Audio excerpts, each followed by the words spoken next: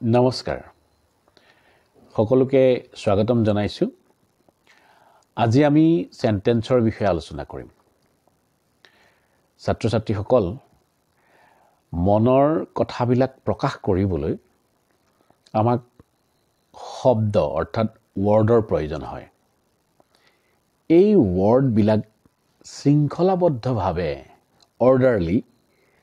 সজ্জিত হৈ যেতিয়া এটা সম্পূৰ্ণ অৰ্থ প্ৰকাশ কৰে তেতিয়াই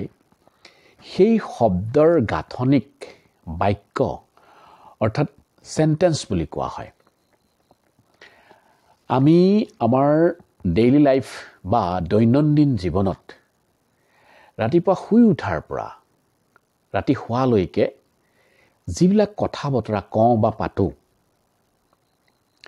সেইবিলাক হৈছে একোটা সেন্টেন্স বাক্য এই বাক্যবিলাকৰ সহায়ত বিভিন্ন ধৰণৰ অৰ্থ প্ৰকাশ কৰা হয় মনৰ ভাৱ প্ৰকাশ কৰা হয় বিভিন্ন পৰিস্থিতিত বিভিন্ন সময়ত বিভিন্ন প্ৰয়োজনত এই বাক্যবিলাক ব্যৱহাৰ কৰা হয় আৰু তাৰ প্ৰয়োজন সাপেক্ষে অৰ্থ প্ৰকাশভংগী বেলেগ বেলেগ হয় ডেইলি লাইফত অৰ্থাৎ আমাৰ দৈনন্দিন জীৱনত প্ৰয়োগ কৰা এই সেন্টেন্স বিলাকৰ প্ৰকাশভংগী অৰ্থ আৰু ইয়াৰ গঠনৰ ওপৰত ভিত্তি কৰি এইবিলাকক পাঁচটা ভাগত ভাগ কৰা হৈছে সেই পাঁচটা বাক্য হৈছে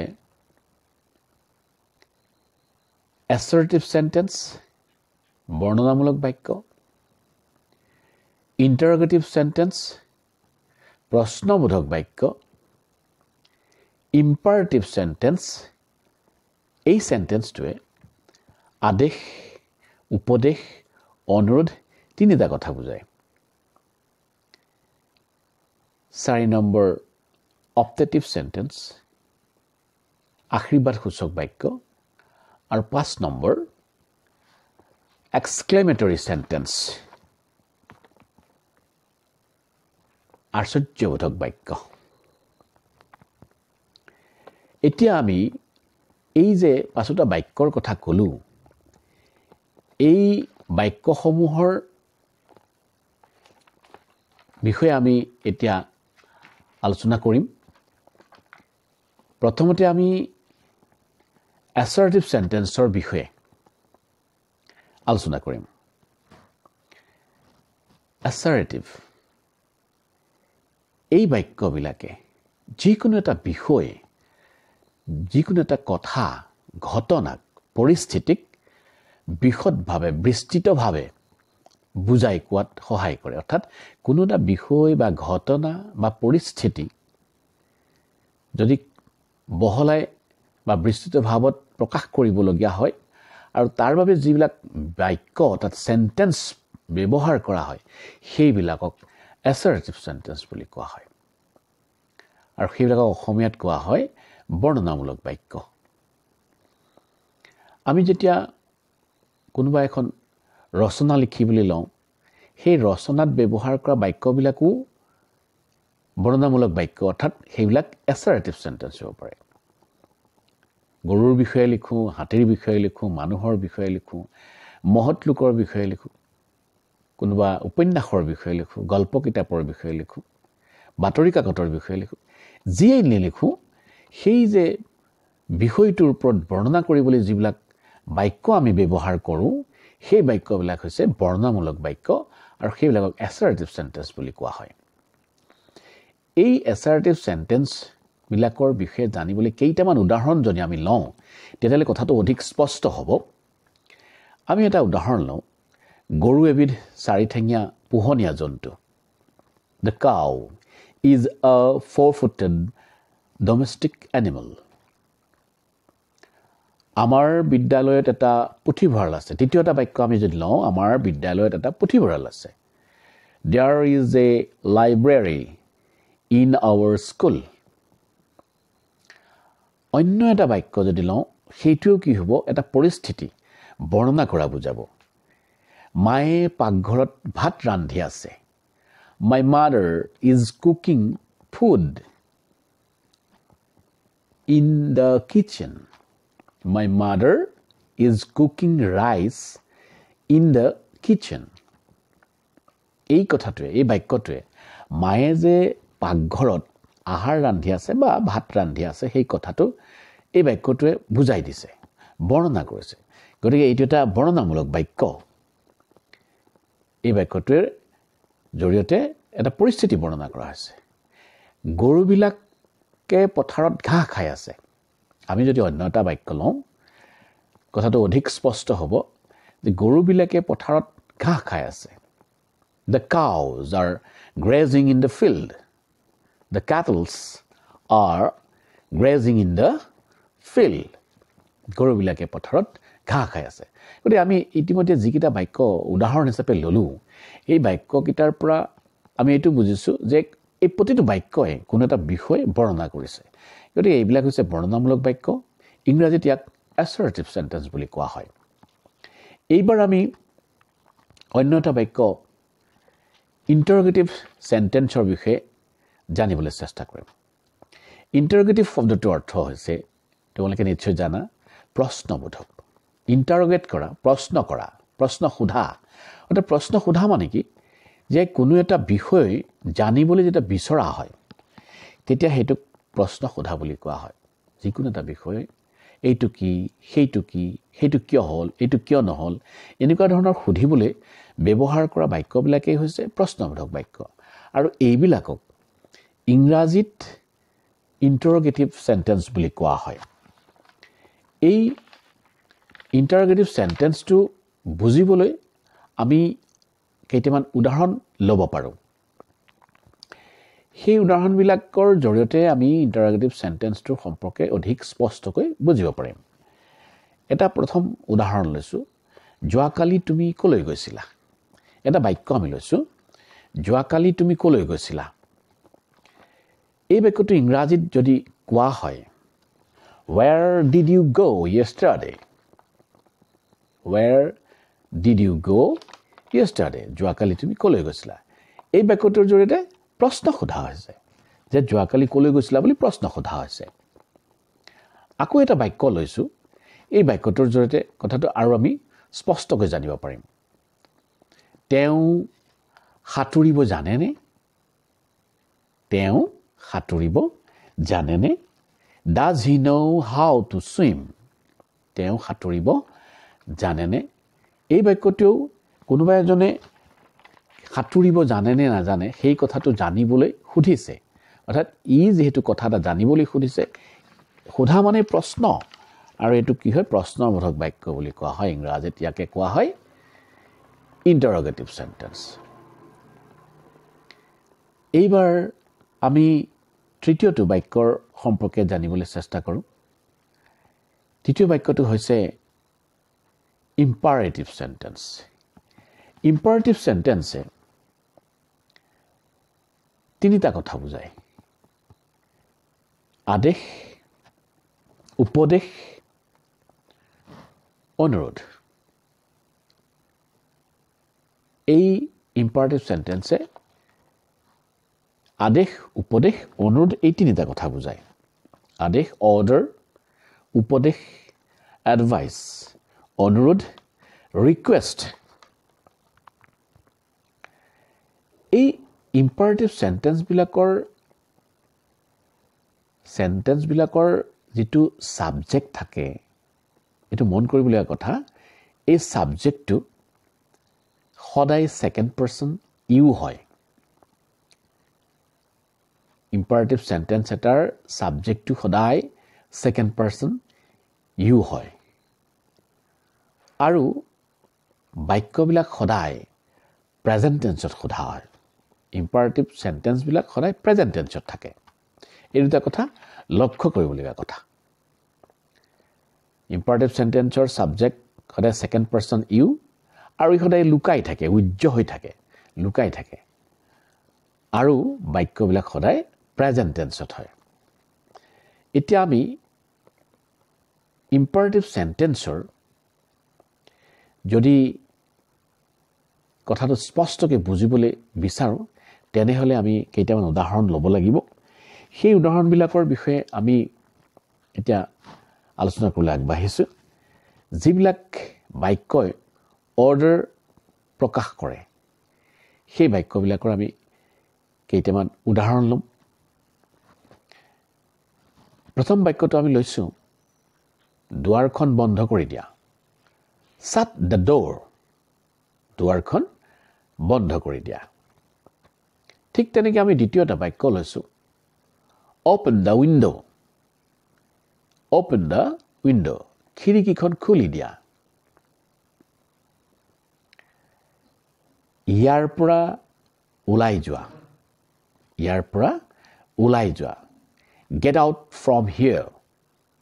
ইয়াৰ পৰা ওলাই যোৱা এই বাক্যকেইটাই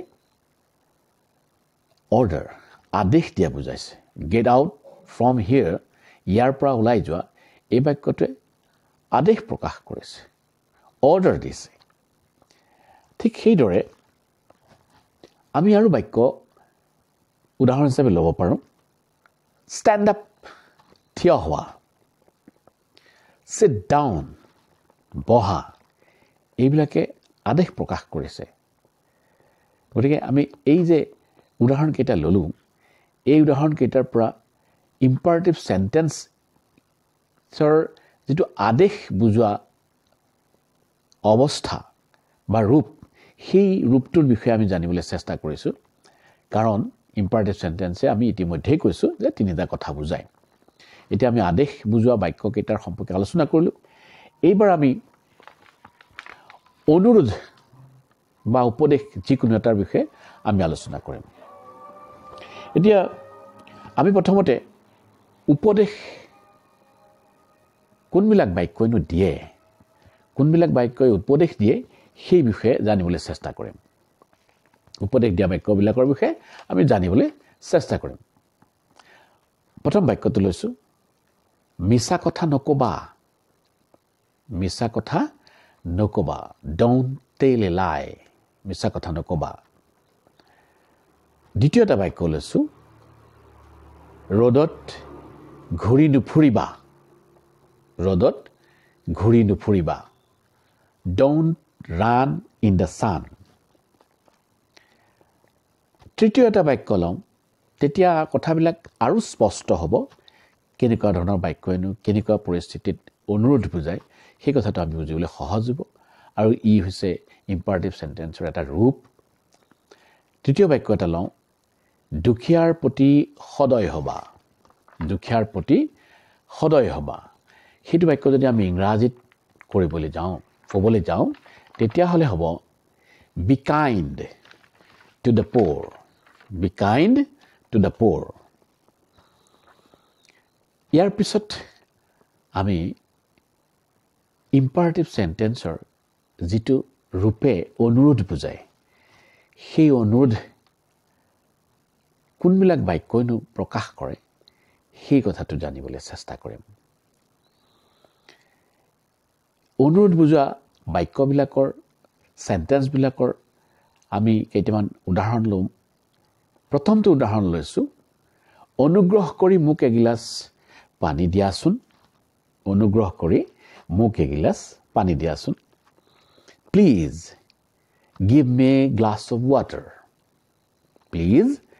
give me a glass of water এই বাক্যটোত অনুৰোধ প্ৰকাশ পাইছে প্লিজ শব্দটোৱে গোটেই কথাটো প্ৰকাশ কৰিছে ইয়াত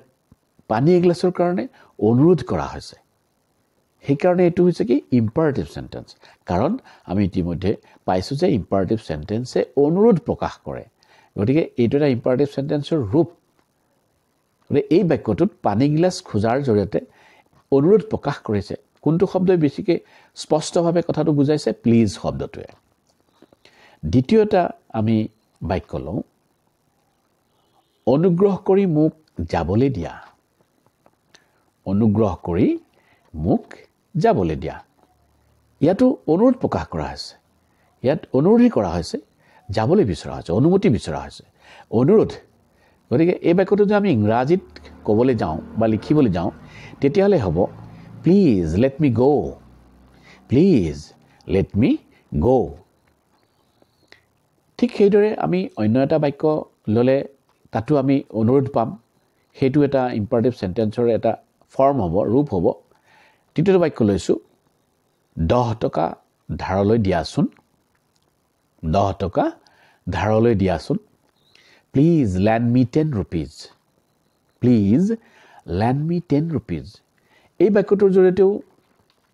অনুৰোধ প্ৰকাশ কৰা হৈছে তাৰ মানে আমি যিখিনি উদাহৰণ ললো ইম্পাৰেটিভ সেন্টেন্সৰ তিনিটা কথা বুজাবৰ কাৰণে আদেশ উপদেশ অনুৰোধ আৰু যিখিনি বাক্য যিখিনি সেন্টেন্স আমি উদাহৰণ হিচাপে ললো সেই সেন্টেন্সখিনি এটা কথা স্পষ্টকৈ দাঙি ধৰিছে নিজৰ নিজৰ ঠাইত যে প্ৰত্যেকটো বাক্যই ইম্পাৰেটিভ সেন্টেন্সৰ একোটা ৰূপ বুজাইছে আৰু ইম্পাৰেটিভ সেন্টেন্সৰ ধৰ্মটো ৰাখিছে যেটো বৈশিষ্ট্য যে ইয়াৰ সাবজেক্ট সেকেন্ড পাৰসন ইউ সদায় উজ্জ্ব হৈ থাকে লুকাই থাকে আৰু সেন্টেন্স বিলাক সদায়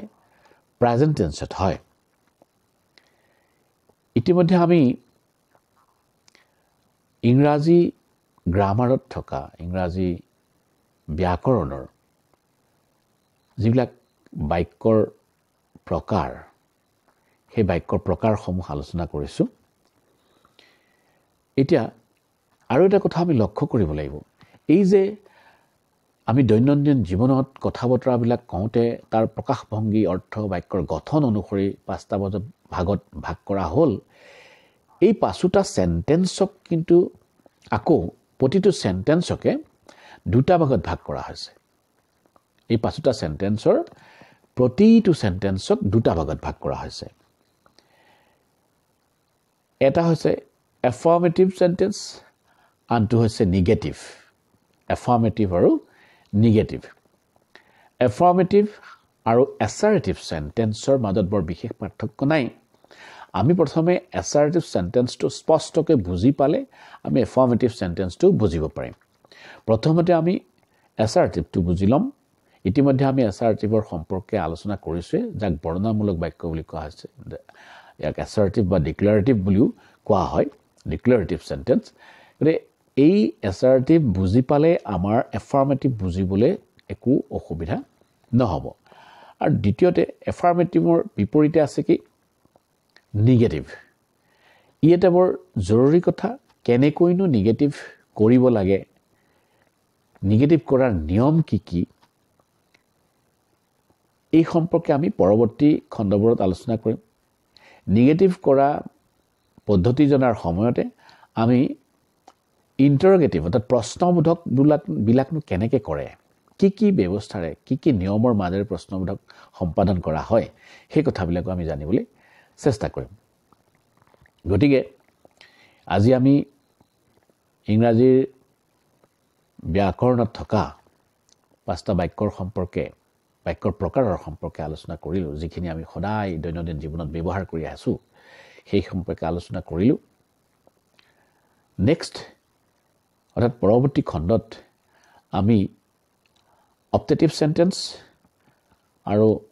এক্সক্লেমেটৰী এই বিষয়ে জানিব পাৰিম অৱশ্যে অপটেটিভ সেন্টেন্সৰ আজিকালি বৰ এটা বিশেষ প্ৰয়োগ নাই তোমালোক ছাত্ৰ-ছাত্ৰীসকলে যদি লক্ষ্য কৰা বহু কেইজন লিখকে ৰাইটাৰে কিন্তু তেওঁলোকে লিখা কিতাপবিলাকত অপটেটিভ সেন্টেন্সটো বহু সময় নিদিয়ে তাৰ কাৰণটো হৈছে ইয়াৰ প্ৰয়োগ কম আশীৰ্বাদসূচক বাক্যৰ প্ৰয়োগটো আজিকালি কমিছে সেই কাৰণে অপটেটিভ সেন্টেন্সটো বহু সময়ত তোমালোকে বিচাৰি নাপাবও পাৰা কিন্তু অপটেটিভ মানে হৈছে আশীৰ্বাদসূচক বাক্য এই অপটেটিভ বাক্যৰ বিষয়ে আৰু এক্সক্লেমেটৰী সেন্টেন্সৰ বিষয়ে আশ্চৰ্যবোধক ভাৱবোধক বিস্ময়বোধক যিবিলাক বাক্যৰ দ্বাৰা বিস্ময় প্ৰকাশ কৰা সেই বিষয়ে আমি জানিম আশীৰ্বাদসূচক বাক্য সেইবিলাক আমি উদাহৰণ ললে বুজিব পাৰিম আমাৰ প্ৰধানমন্ত্ৰী দীৰ্ঘজীৱী হওক May our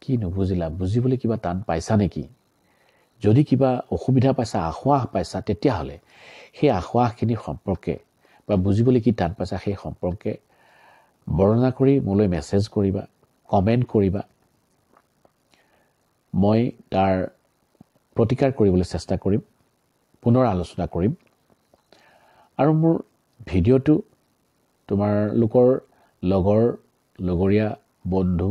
বান্ধৱীসকললৈ শ্বেয়াৰ কৰি দিবা।